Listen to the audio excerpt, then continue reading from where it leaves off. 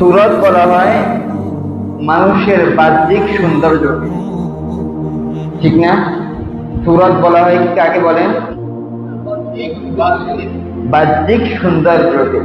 আর সিরত বলা হয় মানুষের অভ্যন্তরীণ, মানুষের ভিতরগত অভ্যাসকে। বুঝছেন?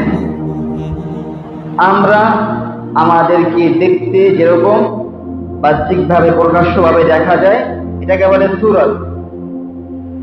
আর আমার হাঁটা চলা, আমার কথাবার্তা, আমার সামাজিক জীবনযাপন, এগুলোকে বলে কি বলে?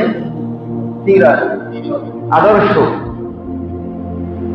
রাসূল সাল্লাল্লাহু আলাইহি ওয়াসাল্লামের সুরত কেউ চেষ্টা করলেই হাসিল করতে পারবে?